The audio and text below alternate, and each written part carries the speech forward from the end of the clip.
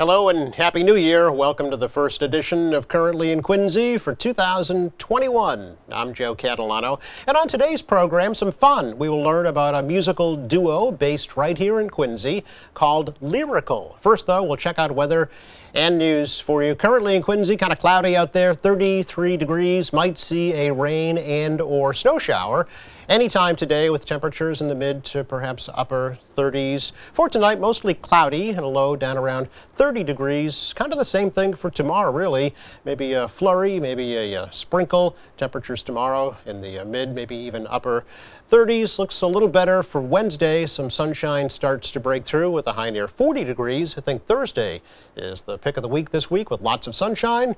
Pretty mild with a high 40 degrees. Again, cloudy, 33 in Quincy right now. In the news today, frontline workers at South Shore Hospital in Weymouth are getting vaccinated against COVID-19. 1,800 doses of the Moderna vaccine and 1,950 doses of Pfizer's vaccine recently arrived at the hospital and were being given to doctors, nurses, technicians, and all other workers who directly are treating patients with COVID-19. The hospital says both clinical and non-clinical workers will continue to be vaccinated as those doses become available. State Representative Ron Mariano of Quincy is the new Speaker of the House. Mariano is filling the seat vacated by longtime Speaker Robert DeLeo, who announced he's stepping down to take a position at his alma mater, Northeastern University. The 74-year-old Mariano has served in the House since 1991 and has been Majority Leader since 2011. His colleague, State Representative Tacky Chan of Quincy, says the city would benefit with Mariano in that leadership role. But, this is a big deal for Quincy. You now have one of the three most powerful people in the state shaping state policy.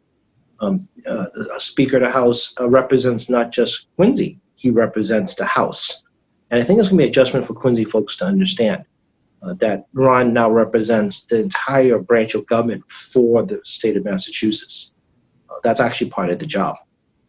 A Speaker of the House means you speak for the House. Right. And as the Speaker DeLeo always reminded us, his responsibility not just the Democratic caucus when he's in the form of a speaker, it's also to represent the entire body and represent the body effectively and in unison.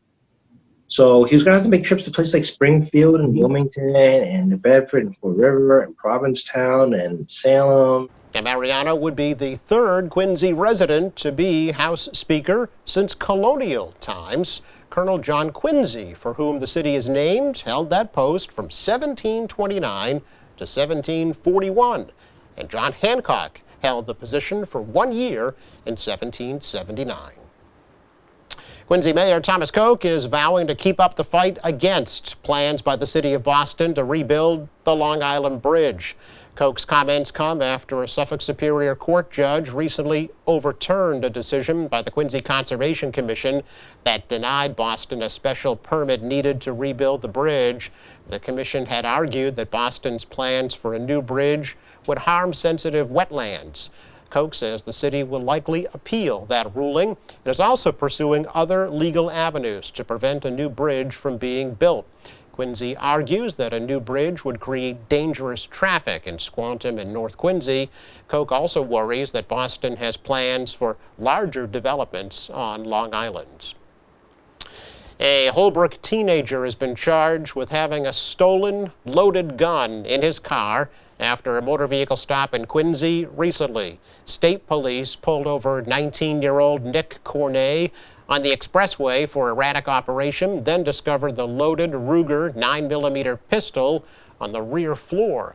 Police say the serial number had been altered, but they determined the gun was stolen. Officers also found marijuana and $1,000 in cash. Cornet is being held on $20,000 bail on charges of firearms and motor vehicle violations, including driving with a suspended license. Well, Father Bill's and Mainspring Homeless Shelters of Quincy and Brockton is honoring 3 case managers for their work assisting the homeless during the pandemic. James Lawson of Quincy, Jeff Gagnon from Plymouth, and Kaz McSorley from Weymouth all recently received the Ed O'Neill Award from the Massachusetts Housing and Shelter Alliance. Now, the Alliance is headed by Joe Finn of Quincy, the former director of Father Bill's and former Quincy City Councilor. The award's named for the late Ed O'Neill, a former Father Bill's guest and longtime advocate for the homeless and a U.S. Navy veteran. A total of 18 direct care workers were recently honored with that award. Coming up, we will chat with Ashley Mulcahy and James Peretta of the musical group Lyrical. That's next. Hey, Massachusetts, what do you want to get back to? Giving hugs, seeing my friends. Taking my wife dancing. I want to get back to taking my kids on play dates. I want to get back to Fenway. I want to get back to partying. We've worked hard, but we're not there yet.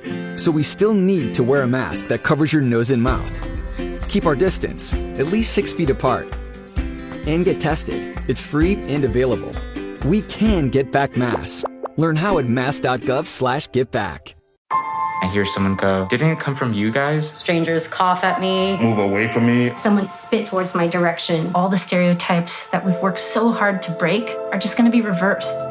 And I won't let that happen. We all have to play our part. I donate my plasma. I've been making masks. We deserve respect as much as everybody else. I'm a firefighter, not a virus. I'm a mask maker, not a virus. I'm a nurse. I'm a delivery woman, chef, a neighbor, artist, Bus driver. I'm a doctor. Fight the virus. Fight the virus.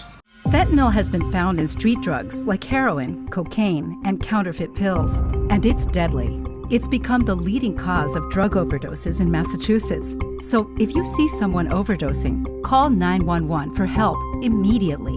Next, use Narcan and stay until help arrives. You can stop an overdose and save a life. Learn how to use Narcan and where to get it at mass.gov/Narcan or call 1-800-327-5050. Now more than ever, we need to do our part to prevent the spread of illnesses like the flu. Getting a flu shot will lower the chances of a serious illness and help keep you and your loved ones out of the hospital. Now's the time. Get your flu shot today. I would definitely consider it to be a sign of strength to be able to reach out and get the help that you need. Substance Use Helpline, Kathy speaking. May I help you? So today we welcome to the program Ashley Mulcahy and James Peretta, and they make up the musical ensemble here in Quincy called Lyrical, which is an interesting, basically new group that features an instrument that I'd never heard of before called the viol, and how the viol and voice work together, dating back to the colonial time. So Ashley and James, very nice to meet you both. Thanks for spending some time with us. Thanks for having us. Great to be here. Yeah, it's really interesting. You'd reached out after performing at the Dorothy Quincy Homestead here in Quincy in the old kitchen, as it were. And it was the first time that I'd ever been exposed to your form of music and about your group as well. So maybe if you first could tell us a little bit about yourselves. Maybe, Ashley, we could start with you if that's okay. Sure. So I'm Ashley Mulcahy. I'm a classically trained singer. I'm a mezzo-soprano, which means that on the spectrum of classically trained women's voices, I have a lower voice. James and I met when we were undergraduates at the University of Michigan. I studied voice performance and Italian. And then I went on to get a master's in voice performance, specializing in early music at the Yale School of Music and Institute of Sacred Music. I finished that in 2019, and then we moved here to Quincy 6 months before the pandemic. So, what was it that attracted you, brought you to Quincy? How did that transition happen? So so you may not know this, but the Boston area is kind of considered North America's early music capital. So we were really keen on coming to the Boston area. We love the city, and when we were looking for places to live, Quincy just ticked all of our boxes. I mean, it's relatively affordable, great public transit, access to the city, but also a lot of access to nature. There's Nut Island and Blue Hills Reservation and very walkable downtown and a relatively diverse community. So we really enjoyed ourselves here. And an excellent gelato place downtown as well. Yes, we love Cafe Gelato. The city leaders will be really happy to hear how you've described the city and what attracted you to it, because that has really been their goal, for the past 30 plus years in the redevelopment effort. So, folks like you are a living example of the fact that it is working. Where are you from originally, Ashley? I grew up on Long Island on the South Shore, just a 45-minute train ride to Penn Station. Oh, okay. And James, what's your story? Yeah, so I grew up in St. Louis, Missouri, and started playing the cello in 4th grade with my elementary school's music program, and also studying with a private teacher. And so I kept studying cello through middle school and through high school, and in late middle school, early high school, I started getting really serious about it, and decided that I wanted to go to music school to study cello. And so, I did the audition circuit, and ended up going to the University of Michigan, which it's funny because sort of as a cellist, I was really just focused on who the cello teacher is. But it turns out that University of Michigan also had a lot of other great stuff going on. One of those things is, a bit of an early music scene. There isn't really a program for early music at Michigan. But there were enough teachers and interested students that, there was a Baroque orchestra that I started playing in, and a teacher who you could take private either Baroque cello or viol lessons with. And so sometime during my sophomore year, I started taking Baroque cello lessons with her. And then eventually, got exposed to the viol a little bit more and decided that I wanted to start studying the viol as well. And at this point, I'm totally hooked on the viol, and it's my main instrument, and I love it so much. And it's really well suited to what we do together. And comparing the Baroque cello to the viol in terms of what you can do with it in Baroque and Renaissance music, there's a good amount of stuff that you can do with the cello, but there's a lot more for the viol. There's a lot more music written specifically for the viol, and the way it's set up. So the viol, it actually comes in different sizes. The bass viol is about the same size as a cello, but it has 6 strings instead of 4, and it has frets on the fingerboard, similar to what you'd see on a guitar, except these frets are strands of dried gut meaning sheep intestines usually, which is the same material that the strings are made out of for a viol or a Baroque cello. And so between the strings, the tuning and easier to play chords on the instrument, like if you were playing the guitar or the lute. And so that just opens a lot more possibilities over what is possible on the cello. So which came first, the viol or the cello? I have to tread lightly here, but so what I can tell you for sure is that they developed separately. So it's not that one is a predecessor for the other. The viol, its ancestor instrument originated in Spain, and then that traveled to Italy, and then the Italians made modifications to it to make it more like what we think of the viol as now. And then that actually went back to Spain.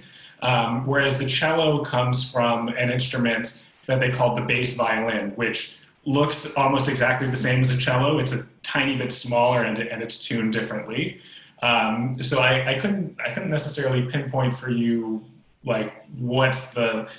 which happened first, but they developed separately from each other. But by the time we get to the Renaissance, you would have had the cello and the viol da gamba, the viol, both having developed. Okay. Interestingly, though, James, you have a background in computer science and engineering. So I do. So yeah, it's always interesting telling about my time at University of Michigan, because there were like a bunch of different things happening at once, but that lead me in two very different directions. So another thing that I discovered about University of Michigan is that it has one of the best computer science programs in the country, which I had no idea when I was auditioning there. But I had some room in my schedule to take a non-music class for fun. And I had kind of been into like math and physics in high school, but was a little bit rusty at that point. And talked to some of the other cellists in my studio, two of whom were double majors in cello and physics. And they suggested that I take an intro programming class and pointed me in the right direction. So I took that course, and then the next year, so I really enjoyed that course. And so then the next year I took another computer science class, really enjoyed that, and decided maybe I should try to get a minor in computer science before I leave here. Then spent a summer taking a couple of required courses for the minor, and ended up spending so much time on it that I figured, what the heck, this is great. I might as well just stay here longer and do a double major. And so I ended up doing a bachelor's in science in computer science. And then after that, I went in to do a master's in computer science, which I finished in 2019. It was convenient that we finished our master's degrees at the same time, and then could just move to Boston together. Yes, sure. So how did Lyrical come along? And we should spell it for folks also, because it's not in the traditional spelling that they would think of, right? Yeah, Lyracle. Right. So the name sort of comes from the lyra, so the kind of like harp-like or bowed instrument with a lot of strings that, like in Greek mythology, Orpheus played. And so taking that word plus just, it's lyrical. Yeah, I mean, so there was also a type of viol called the lyra viol. Oh, right. Which was imitating that style of playing. And then, it seemed appropriate for a voice and viol instrument because, of course, a voice and viol ensemble, because, of course, vocal music has lyrics. So it was kind of we're trying to think of a name that would, speak to both the voice and the viol aspect of the group. And that's what we came up with. So about 2018, you started the ensemble. How did that come to be? What was the discussion around, hey, let's form this ensemble and start performing, voice and viol music around the greater Boston area? So I guess it really, I think, first came out of a desire to play with each other more. So, James's first instrument, like you mentioned, was the cello, and there aren't so many possibilities for just cello and voice on their own. But when he started to really get good at the viol, that opened a lot of possibilities for collaboration. And James and I wear various hats in the group, but the hat that I wear aside from singer is researcher. Yes. So, I started reading a lot, and we learned about this practice, this historical practice of accompanying a single voice or solo voice with just one viol, and became really interested in that. And both of us also share a desire, I guess, to kind of seek out things that are maybe at the margins of the musical canon and try to push the musical canon of standard repertoire a little bit. And the practice of accompanying a solo voice with just one viol, isn't really done so much. And a lot of that repertoire isn't even written down. So that really appealed to us, and that's been our focus for the last 2 years. Of course, also for practical considerations, but we are in the process of becoming a 501c3 with the help of the Boston College Community Enterprise Law Clinic. And we hope that will allow us to eventually expand incorporate more viol players, more singers, but I think we'll always do some programming that's just one voice and one viol. So. Okay, so as a 501c3, a nonprofit, to what goal? To bring in students, perhaps, or performances for organizations? What's the thought, for the future? Yeah, I mean, probably bringing in other professionals. Okay. And something that we had started to put our feelers out for before the pandemic is, taking some of our programs and presenting them at universities for humanities students or other disciplines, music and non-music. Or on our own concert series, and those kind of things would require, a more robust organization. And I think kind of the way to achieve that is through the non-for-profit model, that allows you to grow your ensemble. The Quincy Viol Society, perhaps, or something like that? Why not? Yes, there is already there's the Viola da Gamba Society of America, and then there's a New England chapter of the Viola da Gamba Society, which is fairly active. Do you want to tell them about Powers and how you go for it? Oh yeah, so I actually teach viola da gamba at the Powers Music School out in Belmont, and I'm the second viol teacher at that music school. When we were getting ready to move here, we had played at the on like a Viola da Gamba Society sponsored concert on the Boston Early Music Festival Fringe Festival, which is fun to say. So I had to borrow an instrument from someone, and I was talking to this viol player and mentioned, I really enjoy teaching, what's the teaching scene like around here? And she said, well, the school that I'm teaching at is actually looking for another viol teacher to pick up students who can't fit into her schedule. So they interviewed me and hired me. And I have 4 students, which doesn't sound like a lot, but for viol, that's quite a lot. The fact that they had so many viol students that they needed a second viol teacher, it's just is really special. Yeah. So Boston. Yeah. Where else? We really, tapped into an underground, viol happening here. Yeah. Especially compared to when I was at University of Michigan, if I wanted to have a group of viol players to play in consort together, I had to, convince my friends to learn the viol, basically.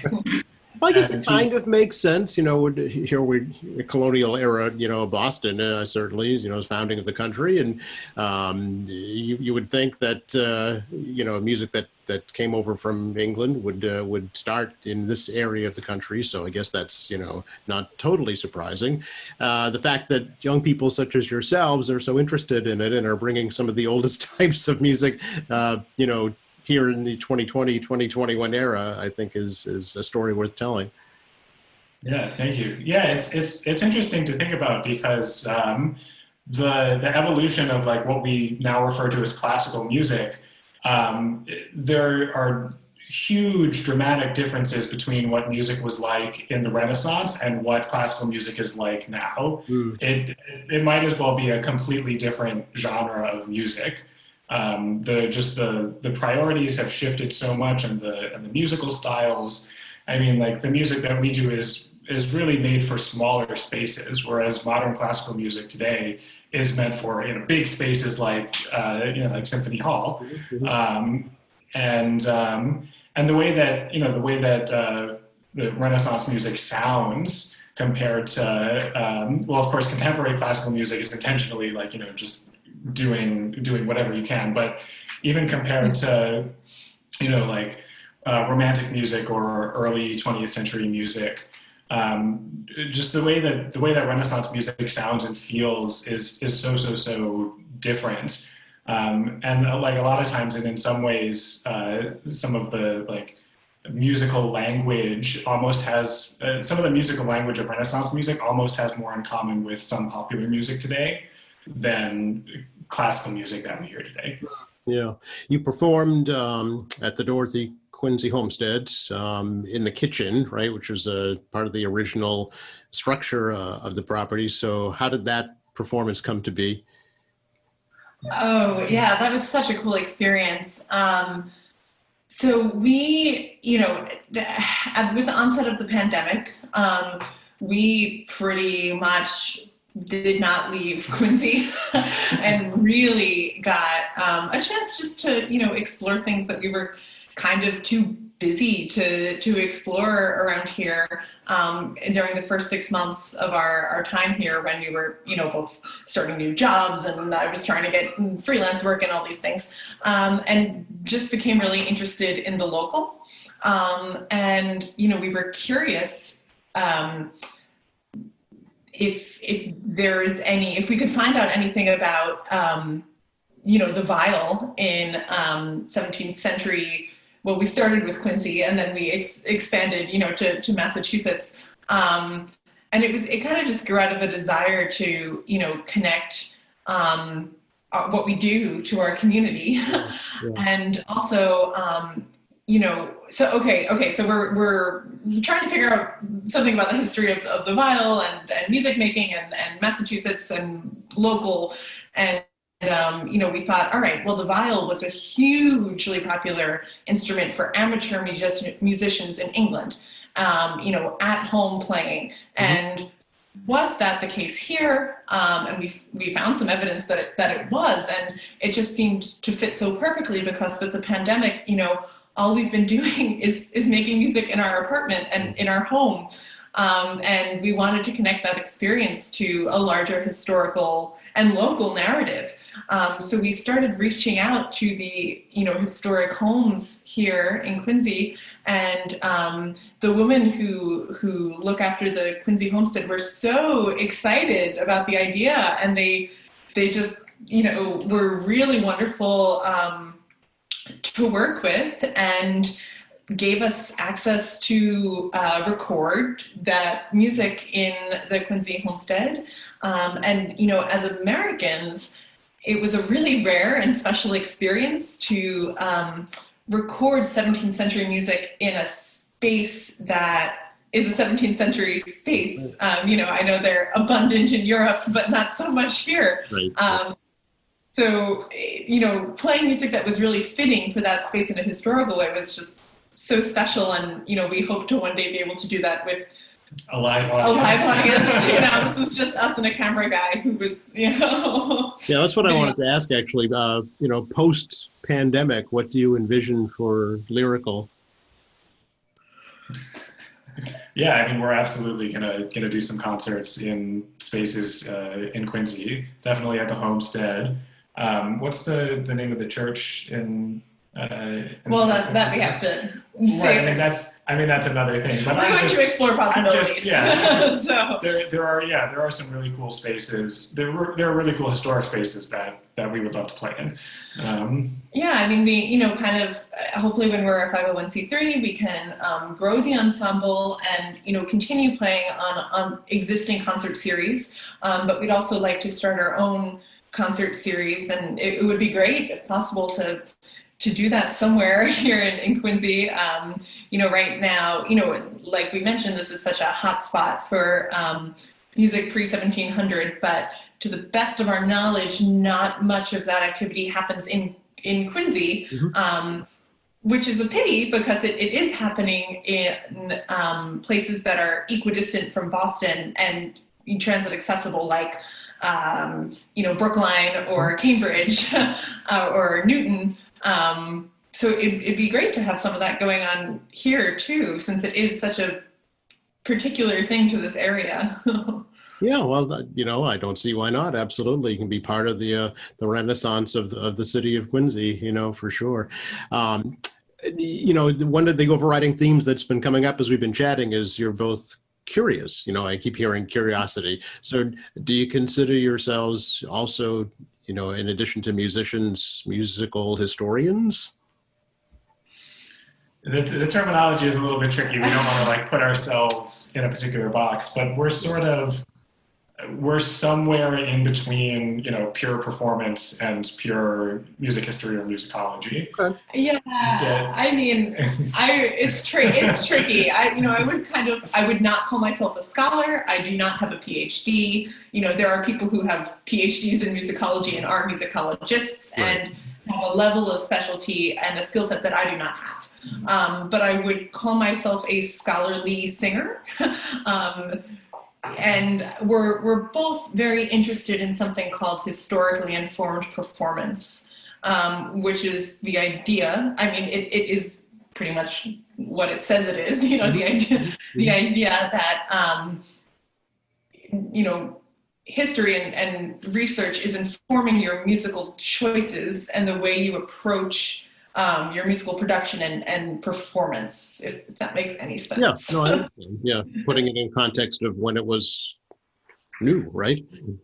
Yeah, exactly. So for instrumentalists, it's a little bit easier because, you know, we can have someone make a replica of those old instruments, and the instruments can teach us a lot about how they're supposed to be played. There are also tons and tons of treatises, you know, from the period where, you know, people wrote about how you're supposed to play the instrument, or how you're supposed to play music, or how you're supposed to write music. And those treatises range from helpful to not very helpful. You know, some of these writers like to go on tangents that aren't exactly helpful to someone who's trying to figure out, you know, well, okay, what should I do with, you know, my bow? Okay. But yeah, it's interesting. Yeah, I think something you mentioned are being curious. I think something that really appeals to us is in this practice is where, you know, history and research meets imagination, because you read about these things and you research these things and trying to put together a program based on what you research. And there are inevitably, especially in the kind of repertoire we do, as opposed to more you know, later things that are still considered early music, like Bach or Handel, for example, about which we as a society know much more. There are so many gaps in the research. You know, you find these tiny little fragments that are never enough information. So then you know, the idea to us is not to recreate but what was, but rather to use those fragments of, you know, of information and fact and history, and fill in the gaps with our imagination to create a musical performance and an experience for our listeners. Okay, but you're not writing music, right? Actually, you're just performing. You're not writing. Yeah. So with what we do, so like we mentioned earlier, a lot of the music that people would have played for voice and bio wasn't written down, and so my hat is the group is I have studied lots of, you know, 16th century counterpoint, like the compositional style, and so my job would be to take something that's written for, you know, 4 voices and arrange it for 1 voice and 1 viol, which is something that we know they did. There's a treatise that talks about doing this. It doesn't say much about it, but it says that it gives an example. It gives an example, but we don't have the original madrigal, so it's hard to see what he actually did with it. So there is some creativity that comes there, but it, you know, everything that I'm doing is informed by what I know about compositional style from the period. Yep. So yeah, so we're not trying to create like exactly what was, but we're trying to create like what maybe kind of probably would have happened. Okay. All right. Okay. As best as we can. Yeah. As best as we can. Yeah. Plausible. So when you're able to perform, you know, in front of live audiences again, what would you want your audience to kind of take away from a performance by Lyrical? You know, what is it you hope that they get from it? I think overall, just that it's great music. Okay. It's not a bad thing, right? It's entertainment.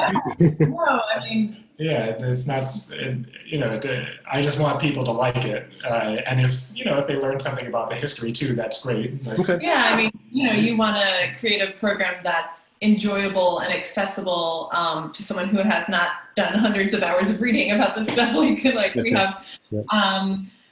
You know, but I think it's also just great to expose people to a range of human musical expressions. And this is one that people may not be, you know, so familiar with. And it's great just to say, you know, hey, this is like another way that people have expressed themselves or expressed, you know, whatever ideas through music. And we really like it, and we hope you will too. Yeah, you actually, would you talk to your audience, you know, during performances to kind of explain the music? Yeah, absolutely. Yeah, so that ranges from like, you know, talking about the pieces to like sort of weaving a historical narrative. So our recent program centered around this Italian viol player, Tarquinia Molza.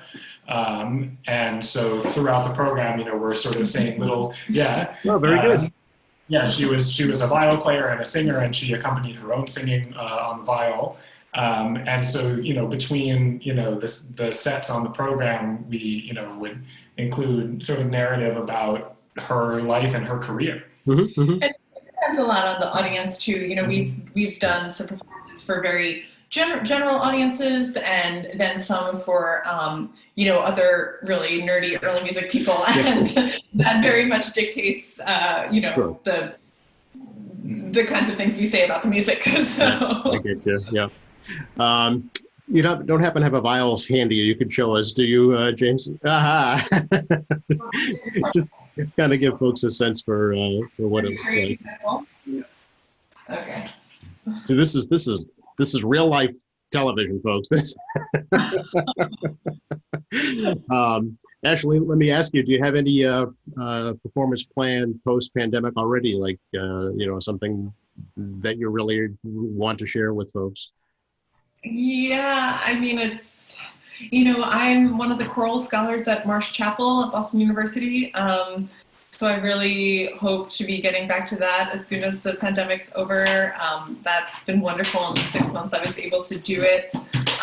You know, I do have some things on my calendar that are tentative for me, you know, personally, just depending on what happens with the pandemic. Right. And then, you know, James and I also, as Lyrical, have a concert that was supposed to happen this past year that had to be postponed. So we'll see. I guess.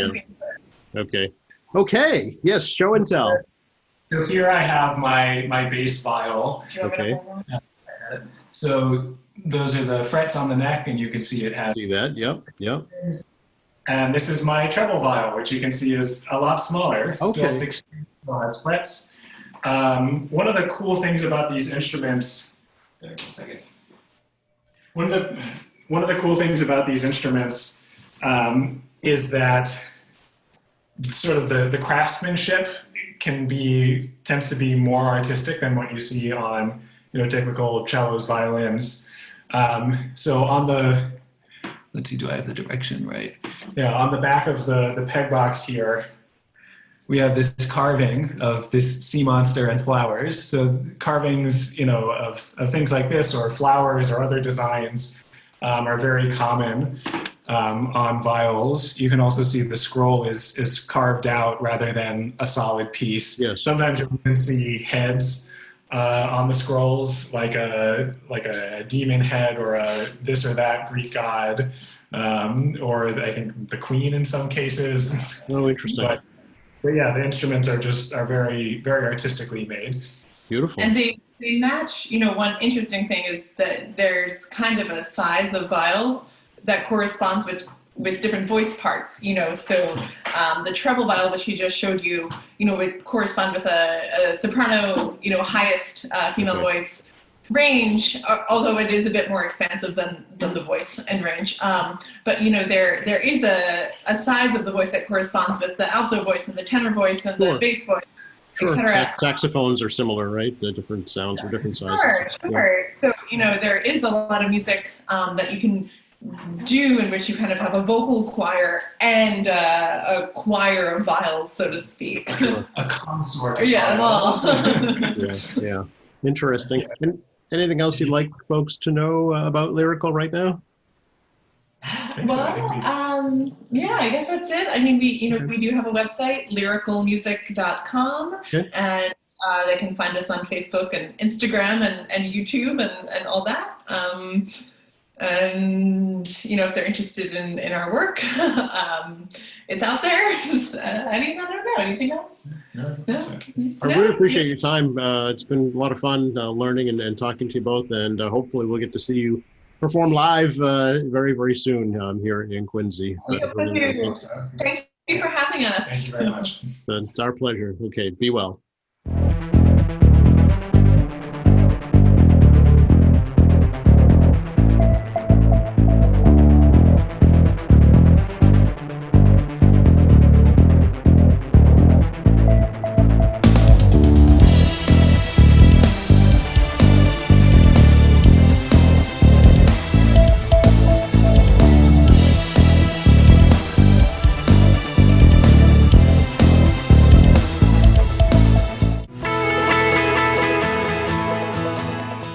Recapping the forecast for you for the rest of the day today. Lots of clouds, maybe a flurry or a sprinkle with temperatures in the mid-30s. Tonight, cloudy, cold, a low 30 degrees. A flurry possible tomorrow. Temperatures again in the mid-30s. We start to warm up on Wednesday with sun and clouds, a high 40 degrees, and abundant sunshine here on Thursday with a high again 40 degrees. Special thanks going out to Ashley Mulcahy and James Peretta. Thank you to our crew and thank you for watching. Don't forget to participate in the Quincy COVID Memories Project. You can share your life experiences during the pandemic here in Quincy by going to quincyculturalmemory.com or sending your photos, your videos, your reflections to the Thomas Crane Library. Attention Local History at 40 Washington Street, Quincy, 02169. And please visit our website. Go to qatv.org. You'll find our latest programs. There's news and information, video on demand, live streaming, and much more. For all of us here at Quincy Access Television, I'm Joe Catalano. Please stay safe.